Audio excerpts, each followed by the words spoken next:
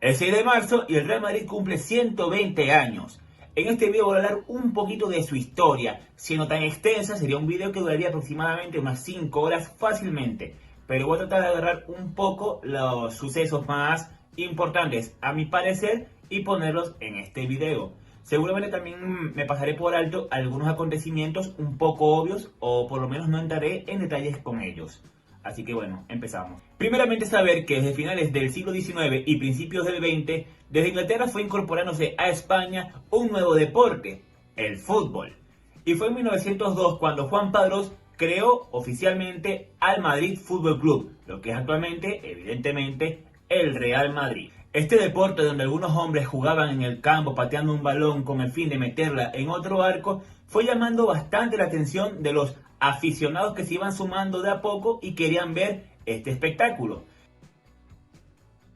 Teniendo en cuenta tanta evolución, que en el Real Madrid, de la mano de Padrós, se acercaron al alcalde de Madrid, Alberto Aguilera, y le dijeron: oiga, señor alcalde, le tenemos una propuesta, creemos un torneo para que los aficionados puedan ver competencia entre los equipos que hay actualmente fundados, que en aquel entonces no eran tantos.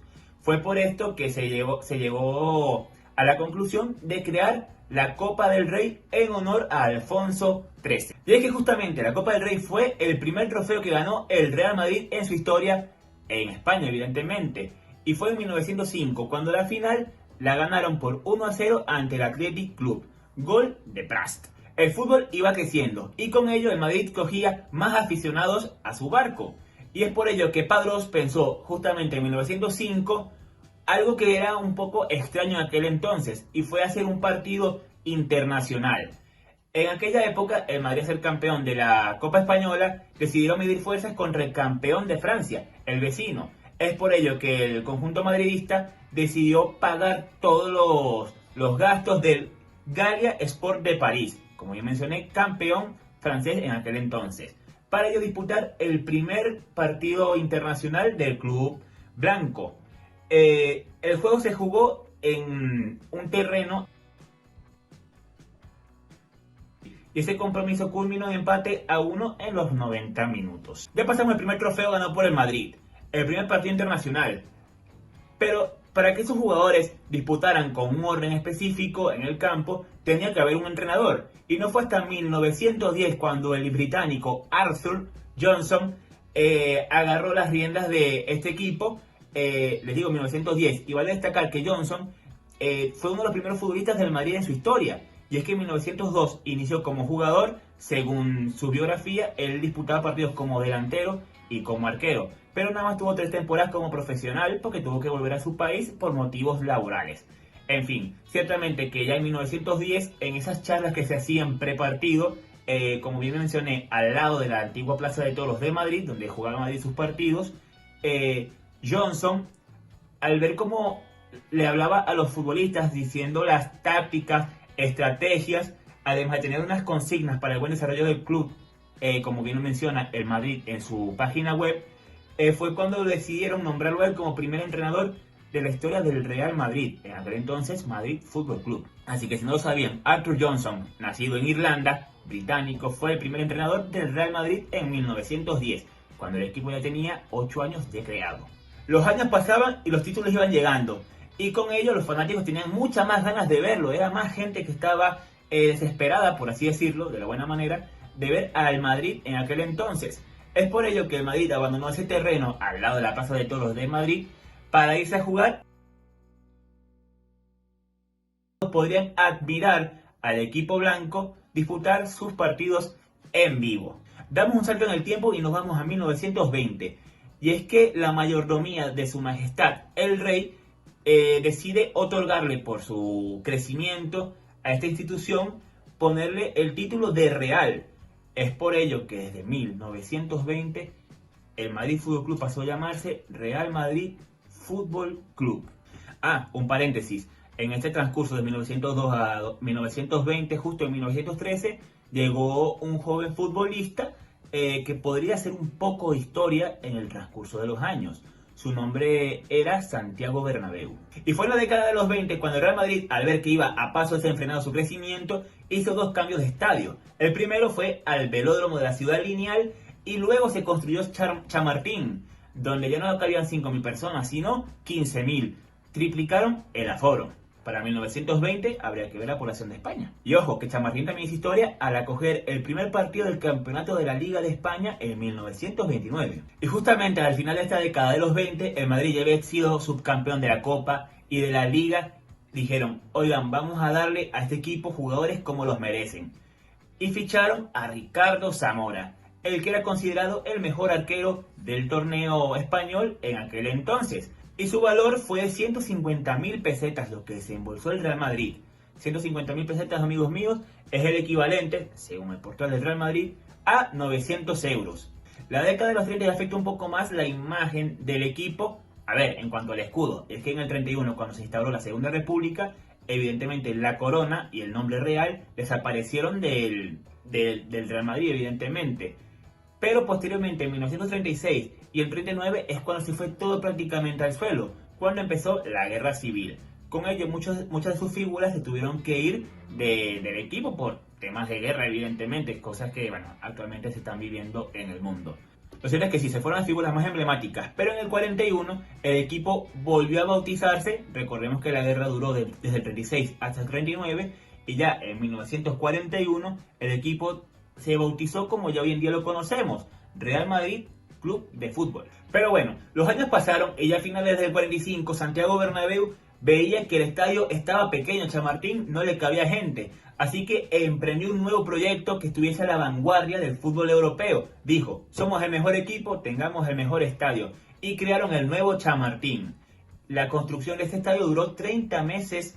Pero que ojo, que el nombre de nuevo Chamartín duró nada más 8 años, y es que en 1955 los socios del Real Madrid, en agradecimiento a la enorme labor de Santiago Bernabéu de unificar a todas las entidades del fútbol español y además de crecer el equipo traspasando las fronteras, decidieron en homenaje ponerle Estadio Santiago Bernabéu al nuevo Chamartín. Y bien, como ya lo notaron, entramos ya a la segunda mitad de la década de los 50.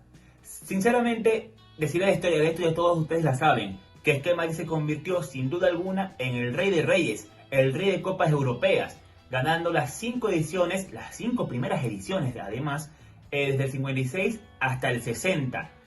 También de la mano de grandes futbolistas, por ejemplo, de Alfredo Di Stéfano, a quien el Real Madrid en su portal web lo ratifica como el mejor futbolista en su historia, quien por cierto marcó con la casaca blanca 308 goles. Además de él, también había grandes jugadores como Paco Gento, actualmente el máximo ganador de Copas Europeas en la historia, con 6 trofeos. Estaba también Ferenc Puskás y demás figuras. La verdad es que ha sido, a mi parecer, viendo la historia, la mejor etapa de un equipo en la historia del fútbol, porque ganar 5 Copas de Europa es complejo. Evidentemente habrá gente que diga, no, que mucha gente más bien lo dice, busca desmeritar diciendo que son copas de barro, pero hay que tener en cuenta también la preparación de aquellos entonces, era igual para todos.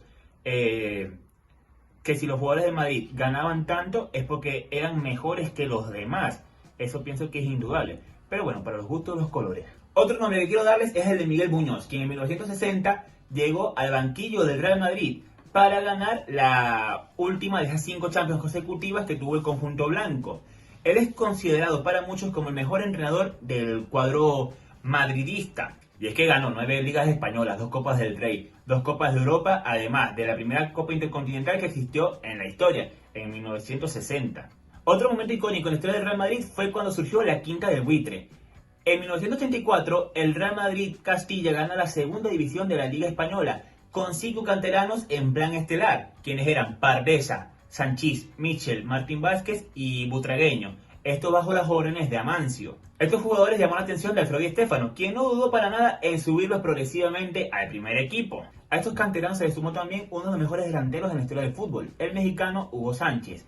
Y fue justamente a partir de 1985, cuando este equipo se instauró en la máxima categoría del fútbol español, cuando tuvieron una etapa brillante donde ganaron 5 ligas consecutivas. Pero eso sí, la Copa de Europa no se puso en las vitrinas del cuadro merengue durante esta etapa. Evidentemente no les he nombrado todos los trofeos que ha ganado el Madrid en su historia. Es prácticamente difícil o imposible hacerlo en un video de este tiempo. Pero lo que sí es verdad es que en 1998 la FIFA, teniendo en cuenta los más de 50 títulos que ganó el cuadro merengue, nombró al Real Madrid el mejor equipo de la historia. Y posteriormente, tras la consecución de la Copa de Europa en el 2000, fue cuando les otorgaron el premio al mejor equipo del siglo XX. Trofeo que recibió Alfredo Di Stéfano, quien fue presidente de honor del Madrid, junto a Florentino Pérez, actual mandatario del Club Blanco, quien ha estado en 2 ocasiones. Pues ya les hablaré un poquito de la etapa de Florentino Pérez. Ciertamente también fue reconocido Alfredo Di Stéfano y Ferenc Puskás como 2 de los mejores 10 futbolistas en la historia del fútbol. Hay que tener en cuenta la influencia de estos jugadores. Y ya adentrándonos en el nuevo milenio, justamente como les dije, en el 2000 llega Florentino Pérez al cuadro merengue. Como bien sabemos, su primer gran fichaje fue el de Luis Figo, pero él quiso crear una constelación de estrellas en el Santiago Bernabéu para maravillar a los fanáticos con ese buen fútbol que le gusta al fanático madridista. Primero fue Figo, luego llegó Zidane, ganaron la Champions y posteriormente llegó Ronaldo y David Beckham. Con estos galácticos ganaron en total 2 ligas españolas, una intercontinental, 2 Supercopas de España y una Supercopa de Europa. Pero vale destacar que el equipo se empezó a llamar los Galácticos cuando llegó Beckham y Ronaldo. Pero fue justamente con estos dos cuando ya no ganaron Champions. Un poquito irónico, pero lo cierto es que jugaban muy bien. Teniendo grandes futbolistas como fue Roberto Carlos, también estaba Iván Helguera, Michel Salgado, Raúl González Blanco, el nacimiento de Casillas y demás. Creo que es un equipo que a los de mi generación nos impactó bastante ver tantos grandes jugadores en un estadio de fútbol. Para ir culminando, evidentemente a nuestra memoria vienen las 4 Champions ganadas en 5 temporadas, con Carlo Ancelotti y Zinedine Zidane. Pero previo a esto, el Madrid tuvo una gran competencia, como bien sabemos, en la Liga Española con el Barcelona, que había ganado absolutamente todo en esos años. Llegó Mourinho y le plantó cara a este equipo, ganando la Liga de los Récords, siendo el primero en llegar a 100 puntos y más de 120 goles en la liga, lo cual se mantiene como un récord complicado de romper actualmente. Es que si vemos las estadísticas en las últimas temporadas, parece un récord complejo. Pero en fin, adentrémonos en lo que nos importa. Ancelotti después ganó la Champions. Tuvieron una temporada mala y luego llegó Zinedine Zidane para ganar 3 títulos consecutivos con ese mágico tridente, la BBC, con Bale, Benzema y Cristiano Ronaldo. Mencionar también, evidentemente, a Cristiano Ronaldo, quien es el máximo goleador en la historia del Real Madrid. Y es que el portugués marcó 450 goles en 438 partidos, siendo un récord absoluto y una barbaridad, por lo cual también merece un reconocimiento en este video. Tantos momentos de historia ha tenido el Real Madrid, muchos títulos. Me gustaría saber su momento favorito que han percibido del Madrid, ya sea por televisión o desde el estadio. Pero ciertamente hablamos del equipo más grande a nivel europeo en la historia del fútbol. Veamos cómo es el futuro para el Club Blanco y si pueden sumar otros 120 años más de historia. Soy Dani Quintana, gracias por ver el video y nos vemos en el próximo. Adiós. Y si les gustó, suscríbanse y denle like.